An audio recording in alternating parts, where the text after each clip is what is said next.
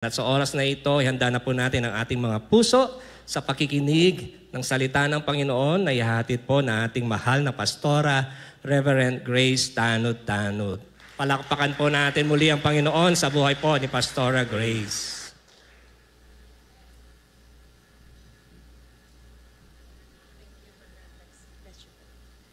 Thank you, Brother Alex.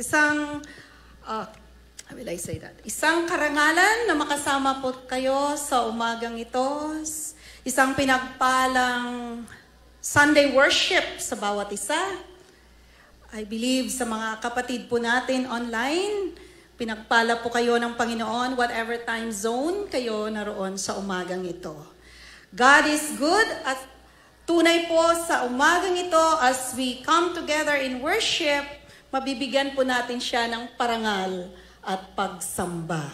Amen?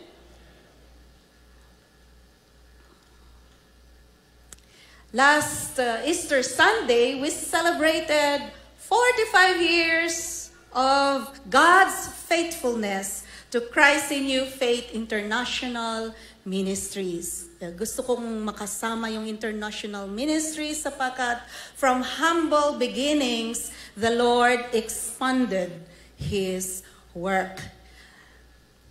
Sabi nga nila, it's rude to ask someone's age. No? Tingnan niyo po yung katabi natin. Pero sa umagang ito, magtatanong ako tungkol sa age. Kasi nga po, yung ating pag-aaralan, patungkol din po sa iba-ibang mga edad. So, sino po sa atin, 45 years na po ang Christ in You, sino po sa atin ay 40 and below? Pakitaas po ang mga kamay. 40 at pababa. Tas-tas po. Gusto ko lang po makita. Survey po ito. Praise God. 40. Si Brother Leo Andres, 40 at pababa pa lang po. Thank you. And think, ilang taon po kayo for 45 years ng Christ in You, ilang taon na po kayo sa Christ in You? Ang Panginoon po ay tapat. Amen? At ang Panginoon ay hindi pa po tapos sa bawat isa sa atin as we continue to grow, to serve, and to worship the Lord as Christ in You family.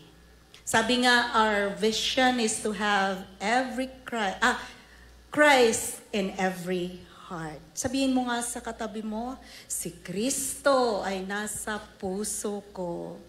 Right? Our love is overflowing for the love of Christ. I'm inspired by the story of the life of Caleb. Sa umagang ito, pag-aralan po natin siya. So siya po ay anak ni Jephone, and isang Kenizzite, believed to be hindi siya pure-bred na Israelite. He is a highly esteemed chief of the tribe of Judah. Isa po siya sa 12 spies na pinadala sa Canaan para mag-espiya, tingnan ang lupang pangako ng Panginoon. Subalit yung 10 kasama niya, they gave a bad report na kung saan natakot at nagrebelte ang karamihan sa Israel. But Caleb and Joshua gave a good report. Dito natin makikita na yung 10 espiya compared Israel, sila sa mga higante. Anong sinabi? Para silang grasshoppers kumpara sa higante. But Joshua and Caleb compared the giants to God. Mari po sa atin, mahirap or challenging ang ating mga dinadaanan. But we look at God, not our challenges. That's why makita sa umagang ito, ating pagbubulay-bulayan ang kabutihan ng Panginoon. Sapagkat in chapter 32, before I forget pala, kasama kasi sa readings ko the past week, no? Sa baking regular Bible reading is ang Numbers. And in chapter 32, what an inspiration. Sabi nga dito, the Lord's anger was kindled on that day nung sila'y nagrebelde Sinabi ng 10, hindi kaya. Sabi ng 2, kaya. Yung 10 at mga kasama nila, gusto nilang patayin si Caleb at si Joshua. And then, Moses recalled, and the Lord's anger was kindled on that day, and he swore, saying, surely none of the men who came up out of Egypt from 20 years old and upward shall see the land that I swore to give to Abraham, to Isaac, and to Jacob, because they have not wholly followed me. Totoo po ang pangako ng Panginoon. Yung nag-rebelde at hindi sumunod fully, wholeheartedly sa Panginoon, hindi nakapasok sa bayan na pangako ng Panginoon. Again, sa lupa pala na pangako ng Panginoon. Verse 12, none except Caleb the son of Jephunneh, the Kenizzite, and Joshua the son of Nun, for they have wholly followed the Lord. Buong puso, taos pusong sumunod sa Panginoon. We will learn this morning, wholehearted devotion sustains faith through delay and empowers courage for conquest. Ang taus-pusong debosyon ang nagpapalakas ng pananampalataya sa gitna ng paghihintay at nagbibigay lakas ng loob upang magtagumpay. Mayroon po ba tayong hinihintay? Mayroon po ba tayong challenge na hinaharap? May each of us be inspired in our meditation this morning. I entitled, or marami kasi pong dapat i-title. Usual po ang passage na ito na ating binasa kanina, ang title dyan is generally, Give Me This Mountain. But this morning, I entitled our meditation, Claiming God's Promise No Matter Your Age. Tingnan po natin ang ating katabi. No? Iba-ibang page tayo this morning. Ang pag-angkin ng pangako ng Diyos sa kabila po ng iyong edad. So to outline our study this morning, 3 bagay po ang ating pag-aaralan sa Joshua chapter 14 verses 6 to 15. First, the bold claim of a faithful servant, the endurance of unshaken faith, and the courage to conquer giants. Let's bow in prayer to commit, as we commit unto the Lord yung ating pag-aaral sa araw na ito. Panginoong Diyos, marami pong salamat at tunay, Ikaw ang Diyos na magbuti. You have done great things in our lives. And from everlasting to everlasting, You are God. Sa umagang ito, Lord, teach us in the power of the Holy Spirit. Turuan mo kami ng nais mong matutunan ng bawat isa. Correct us, Lord. May our hearts be discerning and humble before You sa mga bagay na nais mong ituwid or instruction na nais mong ibigay at aming susundin sa Iyo. May we be discerning and sensitive to the prodding of the Holy Spirit, yung nais mong gagawin namin in faith as we believe na anuman ang aming narinig at napag-aralan sa iyong mga salita, Father, You will fulfill what You promised. Bigyan mo kami ng pusong mapagkumbaba and obedient hearts na tulad kagaya ni Caleb, we will wholeheartedly obey You.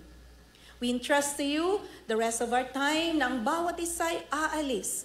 Puspos ng Iyong pagpapala, Panginoon, that each one will say as they leave this place, this sanctuary, You have met each one, anuman po ang aming kalagayan. We glorify You in Jesus' name. Amen. Amen. First point po natin, the bold claim of a faithful servant. Ang matapang na hiling ng tapat na lingkod. Verse 6, lumapit noon kay Josue sa Gilgal na ang ilan sa lipi ni Huda. Isa sa kanila si Caleb na anak ni Jephunneh na mula sa angkan ng Sineseo. Sinabi nito kay Josue, alam mo ang sinabi ni Yahweh kay Moises na kanyang lingkod tungkol sa ating dalawa nang tayo'y nasa Kades Barnea. 40 taon pa lamang ako noon.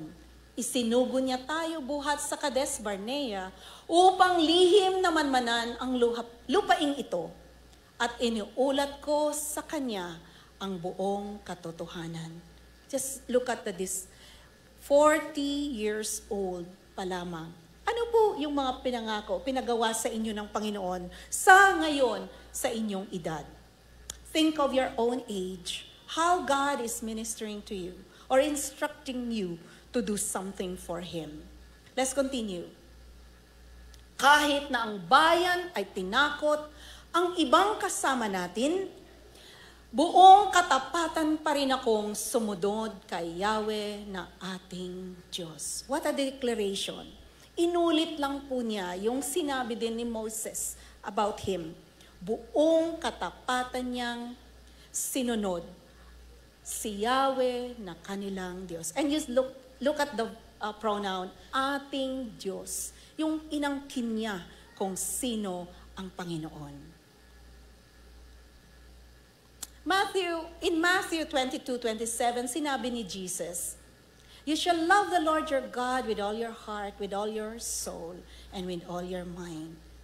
Si Caleb po, buong puso, taos puso siyang sumunod sa Panginoon.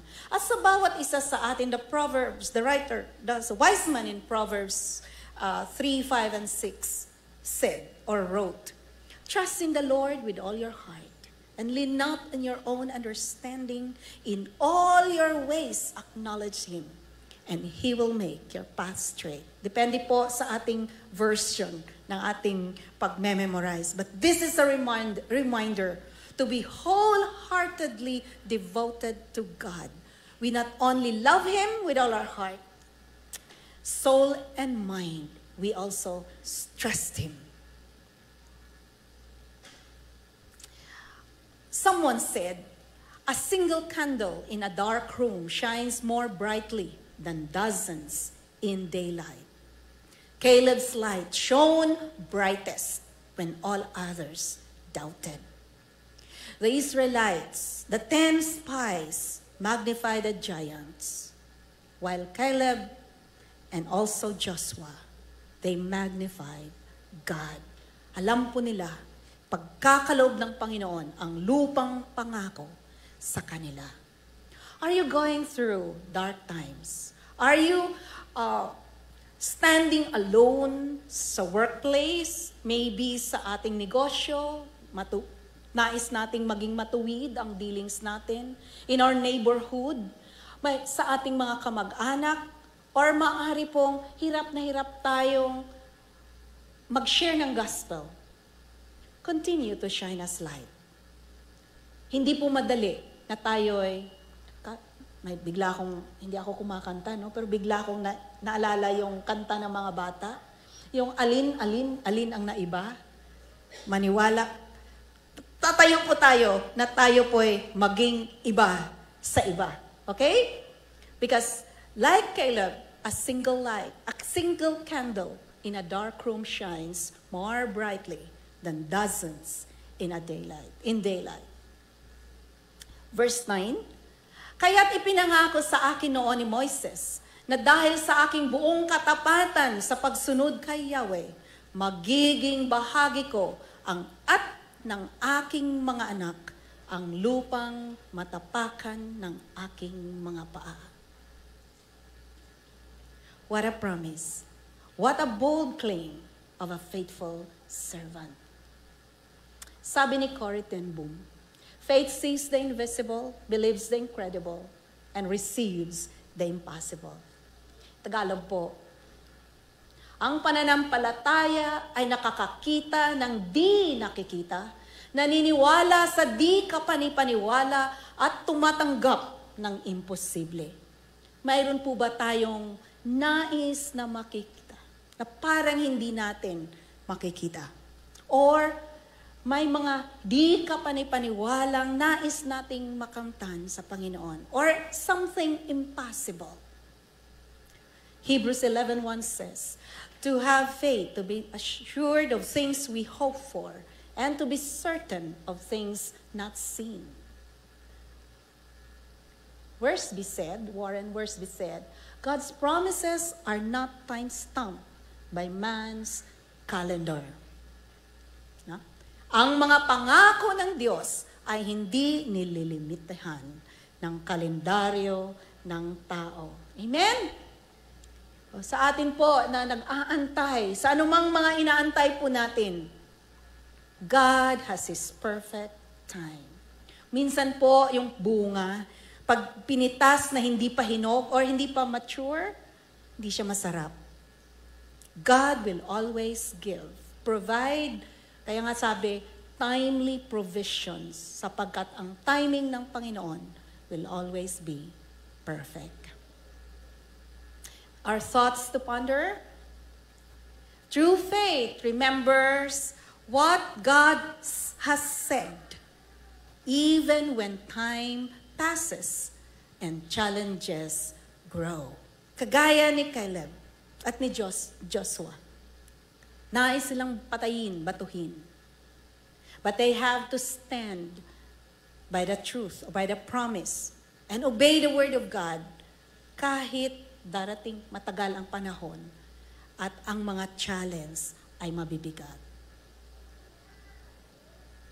To Israel, the Lord promised them in Isaiah 46:4, even to your old age, I am He, and to gray hairs I will carry you.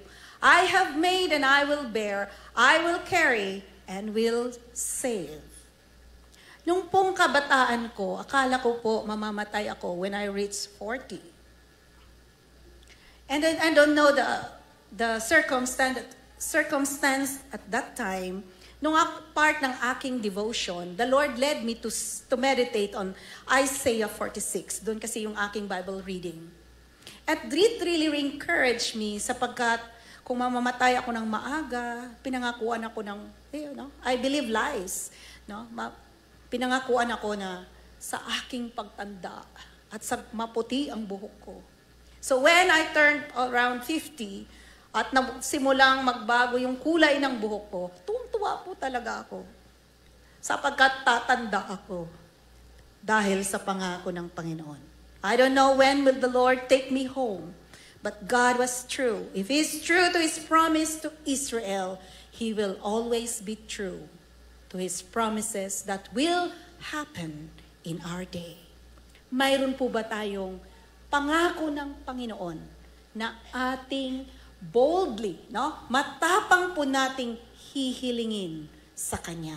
Yung bang sasabihin mo, Lord, pinangako mo. If we are doubting our salvation, or you are doubting maliligtas yung mga mahal sa buhay, go to Scripture. May pangako ang Panginoon in everything that we are going through. Look up to the sovereign King of Kings and Lord of Lords. Second point po natin, endurance of unshaken faith. Ang tatag ng pananampalatayang hindi nayayanig. Most often when we face challenges, mayayanig po ang ating pananampalataya. But here's an example na ating pagbulay-bulayan to follow. Verse 10. 45 taon na ang lumipas. So, nire-recall po niya. 45 years din. Kaya tuwa po ako nang nag-aaral ako nito. Batang ganda, timing, 45 years ng Christ in you. And may the story of Caleb inspire each of us to continue in the Lord. Na ang lumipas, 45 taon na ang lumipas, buhat ng sabihin ito ni Yahweh kay Moises. Nooy naglalakbay pa sa disyerto ang bayang Israel. Iningatan ni Yahweh ang buhay ko hanggang ngayon. 85 taon na ako ngayon. ngunit hindi pa nagbabago ang lakas ko. Imagine, sino pa yung nagsusumba dito? Sino ditong naggalaw-galaw? Hindi ako sumasayaw eh. Mas pastora, di ba? Malakas. Why? I like yung declaration ni Caleb. Iningatan ni Yahweh ang buhay ko. Hindi pa nagbabago ang lakas ko. Mga kapatid, ngayon na nandito kayo, wala kayo sa higaan, or wala na, hindi pa umuwi sa Panginoon. Ang Panginoon ang nag-ingat sa iyo at sa akin. Ang Panginoon ang nagbigay lakas sa iyo at sa akin. Ang Panginoon ang nag-provide ng ating pangangailangan. We are still strong even at this time. At sabi pa, pagpatuloy ni Caleb, mula nang ako'y isugo ni Moises upang siyasatin ang lupang ito. So the same strength. Kaya ko pang ipaglaban at gawin ang kahit anong trabaho. How bold was he? No? Very confident. And ito, think of marathon runners. Sabi ng isang author, the real heroes are not just the first place finishers, but those who endure to the end, even if limping because they never quit. Mga kapatid, kayo po ba'y inuusig? Kayo po ba'y may karamdaman? Or challenge sa trabaho, sa negosyo, sa school? Do not quit. Sabi ng salita in Philippians 1:6, I think. I'm confident of this.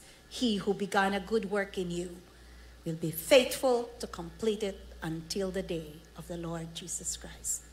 Nandito pa po tayo. Malakas, iningatan ng Panginoon. Never quit. Let's tell ourselves, I will not quit. No, hindi ako, anong quit sa Tagalog? Hindi ako susuko. Harapin mong katabi mo, kapatid, huwag kang sumuko. Kasi pag may edad na, di ba, masakit yung dyan, dito, lahat. No? May mga dumarating sa buhay, mga pains na hindi natin maintindihan. Pero kapatid, huwag po tayong susuko. Amen? Sabi ni Billy Graham, it is not how you start the race, but how you finish it that counts. Kaya hindi tayo susuko. Akala natin, wala na ang pag-asa. In Isaiah 40:31, we read, but they who wait, they who are enduring, who are passionately waiting for God, will renew their strength. They shall mount up with wings like eagles. They shall run and not be weary. They shall walk and not faint. Maring tayo'y napapagal. Maring talagang uphill ang ating tinatakbo. Continue to wait unto the Lord. Amen po ba? Romans 4:20-21. I like this so much because this refers to sinulat ni Pablo about Abraham. No unbelief made Abraham waver concerning the promise of God, but he grew strong in his faith as he gave glory to God, fully convinced that God was able to do what he promised. Matanda na po si Abraham nung binigay si Isaac. And even Sarai at that time, held on to the promise of God at binigyan po sila ng anak. Oswald Chambers said, faith is not believing in spite of the evidence, but obeying in spite of the consequence. When Caleb and Joshua obeyed God, inusig po sila. Nais silang patayin, but they held on.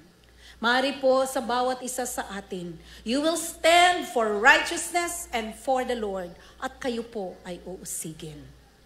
But stand firm. Kahit may mararanasan po tayo, patuloy po tayong mag-obey sa ating Panginoon. Hebrews 12:2 encourages each of us. Looking to Jesus, the founder and perfecter of our faith, who for the joy that was set before him endured the cross, despising the shame, and is seated at the right hand of the throne of God. May pangako ang Panginoon. He's looking. There's the throne that awaits. Gusto ko po ang translation sa Tagalog. Ito natin ang ating paningin kay Jesus. Sa Kanya nakasalalay ang ating pananampalataya mula simula hanggang katapusan. Dahil sa kagalakang naghihintay sa Kanya, hindi Niya inalintana ang kahihiyan ng pagkamatay sa krus. At Siya ngayon nakaupo sa kanang trono ng Diyos. Si Kristo po ay nagpatuloy hanggang kamatayan, nagwagi over sin and death, and now seated at the right hand of the Father. That same hope will be for us. One day, we will be with Jesus. Amen po? Praise God. And the thoughts to ponder at this point. True faith remembers what God has said, even when time passes and challenges are growing. Opo. Naalala ko po sa puntong ito ang aking kaibigan. In 2003 po, habang binabasa niya tungkol sa 1040 window sa kanyang devotion, ito yung 1040 window ay yung nasa mapa, 10 degrees north and 40 degrees south ng equator. Ito yung mga bansa na kung saan madilim sa gospel. Dito yung nakakoncentrate ang Islam, Buddhism, Hinduism. Itong kapatid na ito, during the time, ang situation nila in the family, nagkaroon sila ng financial crisis na kung saan this is work-related. Hindi po siya may sala, but part command responsibility, kasama po siya. And it took them how many years? Pero sa puso ng kapatid na ito, sinabi po niya, naglambing po siya sa Panginoon. We cannot command God what to do. We just have to pray and ask Him. So sabi niya, naglambing siya sa Panginoon. Panginoon, kasi talagang he was pierced by what she read. Sabi niya, Lord, sana po yung aking dalawang anak ay magiging missionary doctors dito sa 1040 window. Today, 21 years na po, no? Yung kanyang panganay na anak ay mag-graduate na po sa kanyang internship sa PGH in August. Yung second son po niya ay nag-iisip po na maghanap ng scholarship to pursue medicine. Ito yung sinabi niya. This is the fruit of an earnest prayer over 2 decades ago. But by God's grace, I still trust Him to complete His work in my children and use them for His kingdom. Hindi pa po tapos ang kwento ng Panginoon. Mga kapatid, ano po yung hinahawakan natin? Ano yung mga magulang, ano yung prayer natin sa ating mga anak? Or to each of us, what are we praying for? Individually, for the ministry, or how God will use us? Hold on. Sapagkat the endurance, we have to be like Caleb, the endurance of an unshaken faith. Yung pananampalatayang hindi nayayanig anuman ang nangyayari. Our third and last point, the courage to conquer the giants. Ang tapang na haharap or gapiin ang mga higante. Verse 12. Kaya ibigay mo sa akin ang kaburulang ipinangako sa akin ni Yahweh. Narinig mo rin na mga higante ang nakatira doon at matitibay ang pader ng nagkakalakihan nilang lungsod. Na pumaliit po ako, tapos pag may katabi akong matangkad, di ba tinitingala? At tapos kung may kastabi ka pa ng lalaki or babaeng malaki ang boses, parang nakakatakot, ano po? So just imagine, yung itong burol na ito, na sinabi ni Caleb, ibigay mo sa akin ito. Higante ang nakatira. Malalaki ang kanilang lungsod at may mga pader. There are fortified cities. Ano po yung mga higante sa buhay natin? Higante na kung saan ikaw ay natatakot, ikaw ay nangangamba, or parang tingin mo ay imposible. Next na sinabi ni Caleb, ngunit sa tulong ni Yahweh ay palalayasin ko sila sa lupaing iyon, gaya ng ipinangako niya. Look at his confidence. Kung kanina, nabasa natin, sinabi niyang, iningatan siya ng Panginoon from his 40th birthday to his 85th year. Ito din, kaya niya. If naging strong pa rin siya when he was 85, kaya rin niyang gapiin ang mga higante at ang lungsod ng mga higante sapagkat tutulungan siya ng Panginoon. May that inspire each of us. Ano man yung ating minimiti, maaangkin natin sapagkat tutulungan tayo ng Panginoon. Amen? Do you believe that? Tutulungan tayo ng Panginoon. Look at Hebron. One of the oldest fortified cities, dati ng Kiryat Arba. Ito po ay mga Anakim, si Anak yung pinakadakila nilang leader. Ito din, isang tatanda natin, how special Hebron is. It is the burial site of the patriarch. Diyan inilibing si Abraham, si Isaac, si Jacob. Diyan inilibing si Rebecca, si Sarah, at si Leah. Yan din ang ipinangako ng Panginoon kay Caleb. Diyan din nag-build ng altar si Abraham. And later, diyan din anointed si David as king.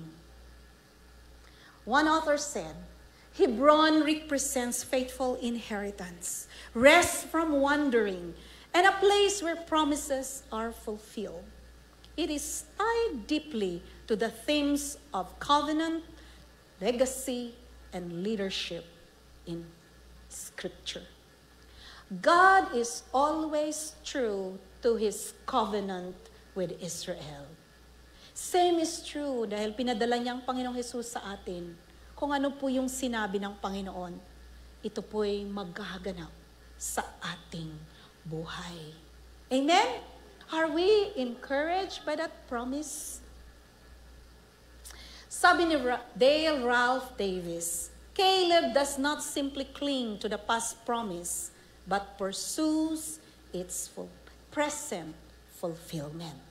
Hindi lang po tayo lilingon sa nakaraang pangako, but always look forward to its fulfillment.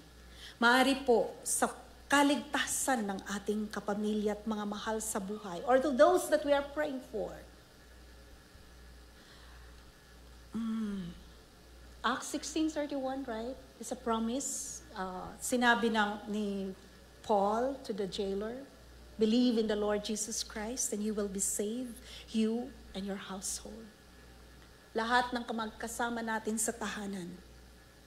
As we shine brightly, as with our lives, the gospel is seen in our lives, as we share the word, they will be saved in the Lord's time.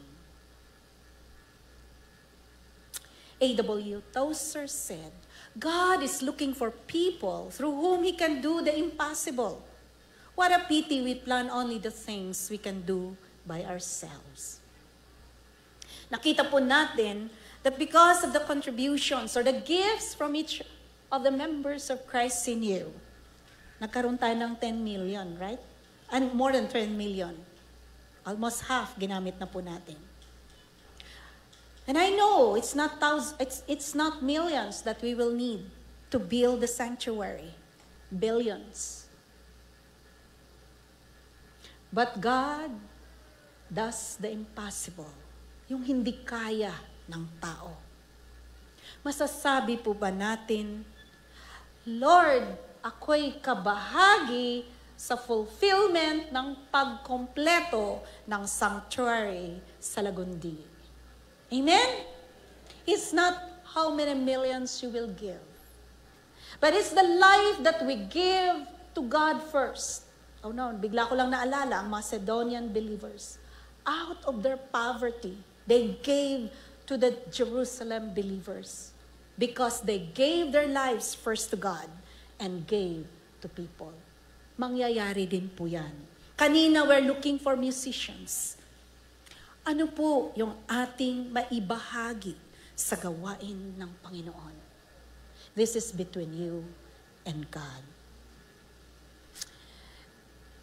Si Pablo, I just want to emphasize here, when we commit our lives to the Lord, marami pong kalaban. And so with Paul, he said, for a wide door of effective work has opened to me, and there are many adversaries. Malawak ang opportunities to serve the Lord, to exercise our obedience. Pero may mga kalaban, opposition, or persecutions are part of our walk in the faith.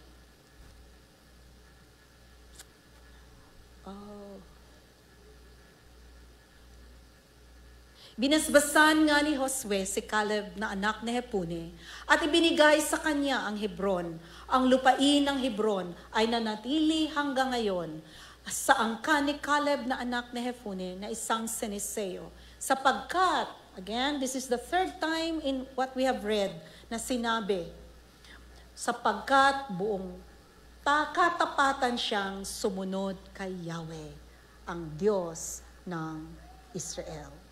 He is wholeheartedly devoted or obedient to God. Verse 15, noong unay lunsod ng Arbang pangalan ng Hebron, bilang alaala kay Arba, ang pinakadakila sa mga Anaseo, at nagkaroon nga ng kapayapaan sa buong lupain. Why? Later, if you will read Joshua, ibinigay na po yung lupang pangako sa iba't ibang tribe of Israel. Like a marathon runner crossing the finish line, after miles of uphill struggle, Caleb's moment of receiving the land was the result of years of faithful endurance. Diba ang ganda ng picture? No? Yes! No? How many years ang target natin?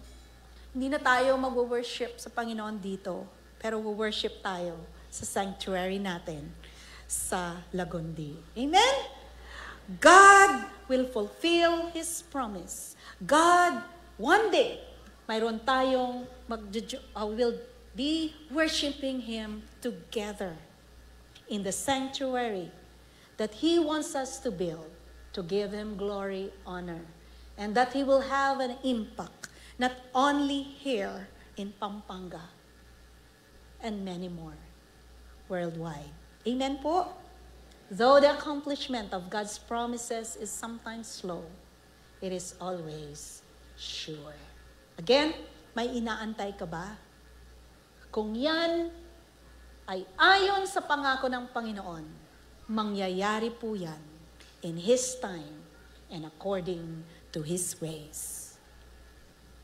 Courage is not absent, the absence of fear, but the triumph over it. Sabi nga ni Nelson Mandela.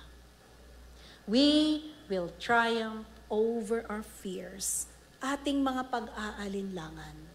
Because of Jesus, ma-overcome po natin yan.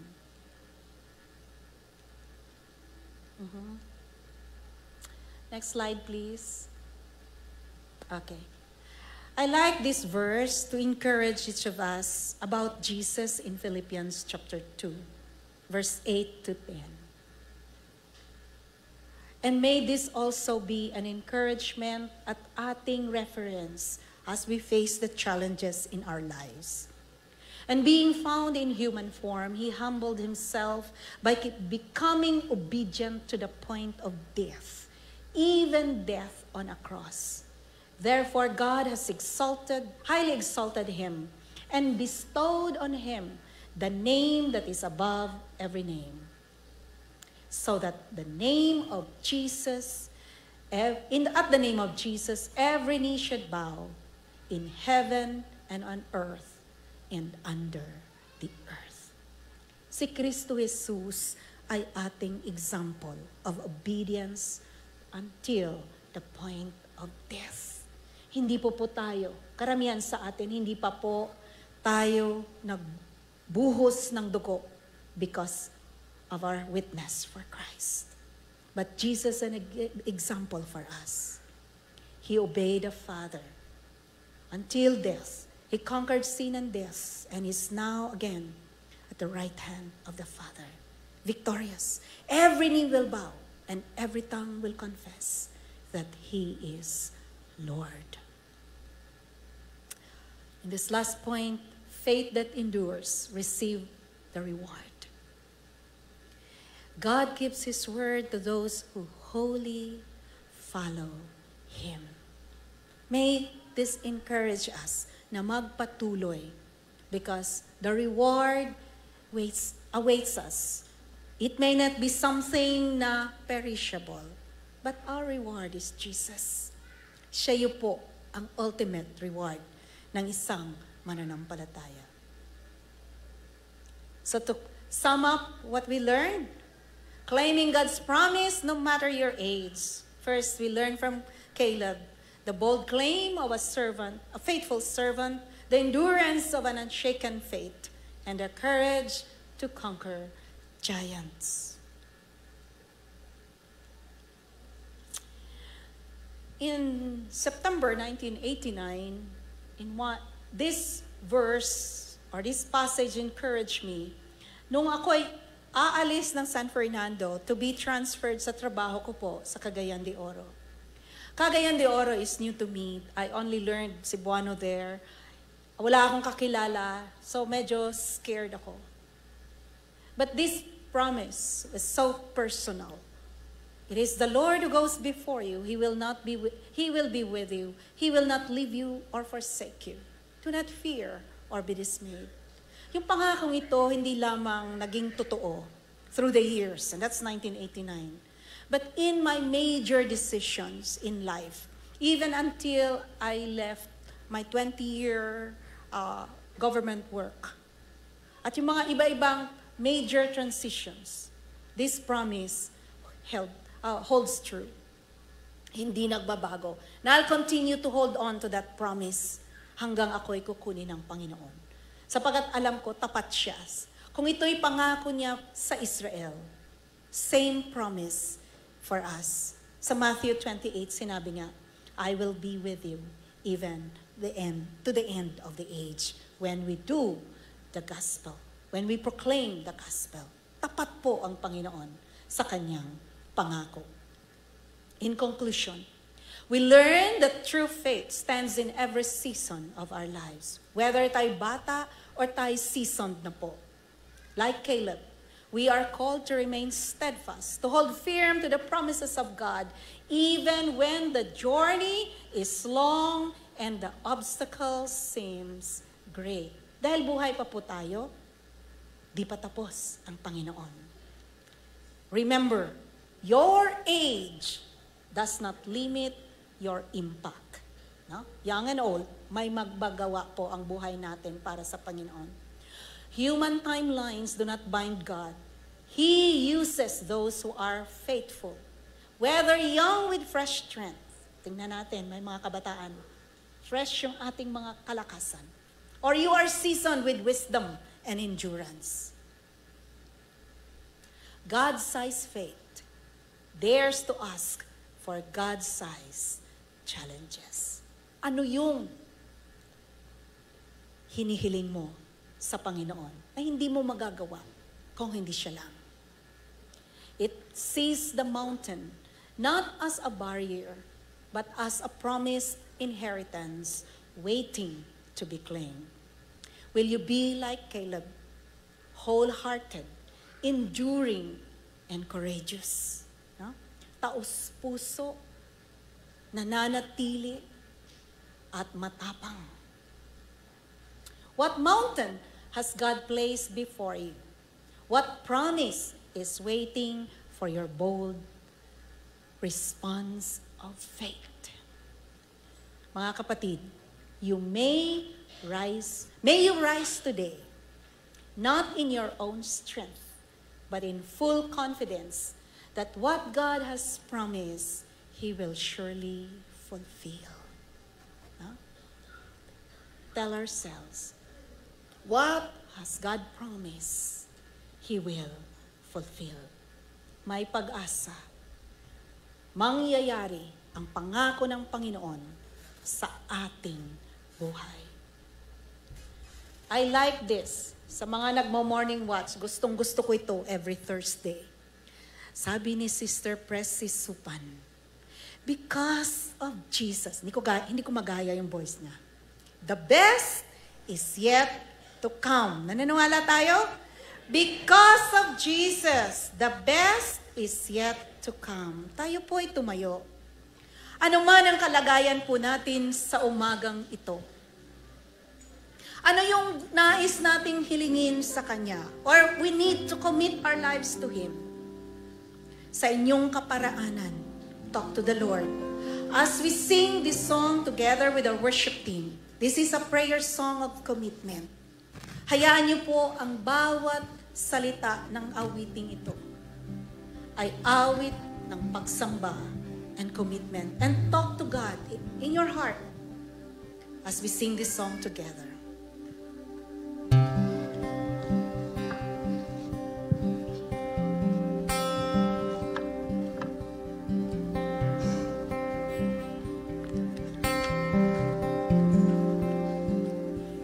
What gift of grace is Jesus my Redeemer?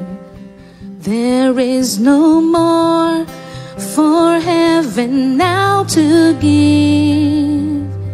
He is my joy, my righteousness and freedom, my steadfast love, my deep and boundless peace. To this I hold, my hope is only Jesus. For my life is wholly bound to His. Oh, how strange and divine, I can sing all is mine, yet not I, but through Christ in me.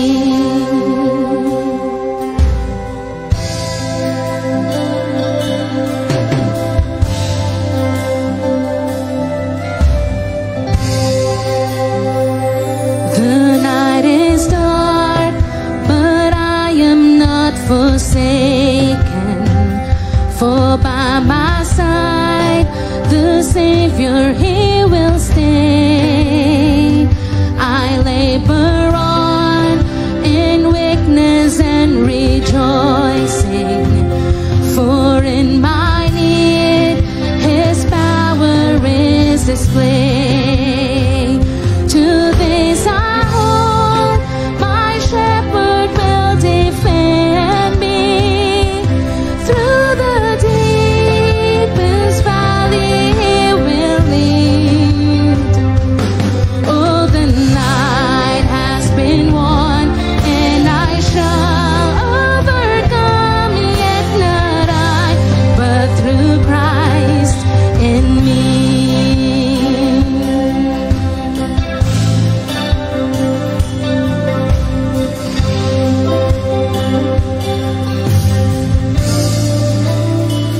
No fate I dread, I know I am forgiven.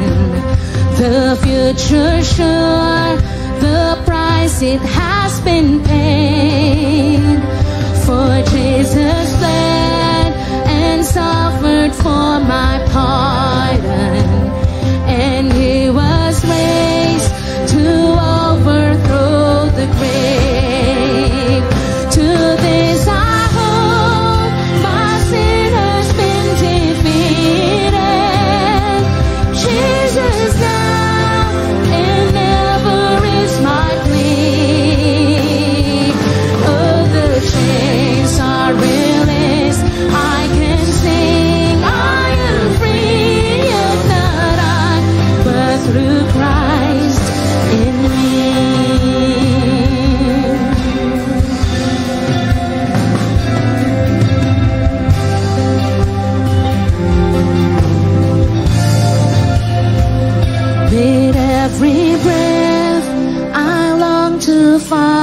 Jesus, for he has said that he will bring me home.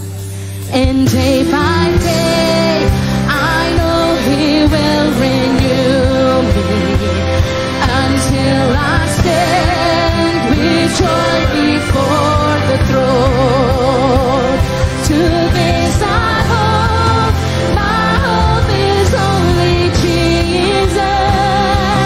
All the glory evermore to him. When the race is complete, still my lips shall repeat, yet not I, but through Christ in me. To this I hope, my hope is only Jesus. All the glory evermore to him. When the race is complete, still my lips shall repeat, yet not I, but through Christ in me. Yet not I, but through Christ in me. Yet not I, but through Christ in me. Yet not I, but through Christ in me. Yet not I, but through Christ. Panginoon, dinig mo ang iyak ng puso, ang dalangin ng bawat isa. Kitang-kita niyo po ang kalagayan ng bawat isa. Ang bawat isang going through difficult times in their workplace, some in the faith, sa pag-aaral, sa negosyo,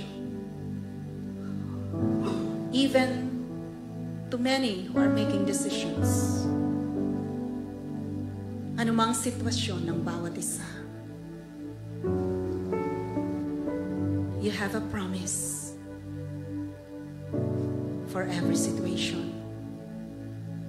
You will provide. Anything lifted up to you in prayer, Lord, you're our healer, our provider. The miracle-working God.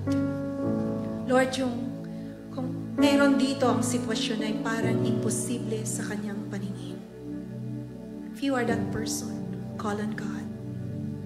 Believe His word. Believe His promise. For what He said, He will do it. And He is faithful.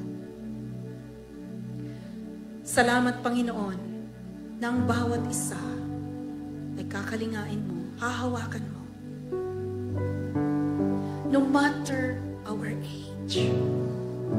Sa mga lingkod mo, whether they're young or seasoned with wisdom and experience, pagpalain niyo po ang kanya-kanyang buhay. Katakpuin niyo po ang pangangailangan sa oras nito. If there's some who wanted or asking for a miracle, salamat, Panginoon. That whatever is accomplished, it will always bring glory and honor to your name. Corporately, Lord, we lift up to you yung completion ng sanctuary sa Lagundi. Oh Lord, that your name will be exalted. That the world will know that Christ in You Faith International Ministries is your church. And you will do wonders. You will call up men and women to serve you. Men and women will be instruments, not only in building the sanctuary, but building lives to the praise and glory of your name.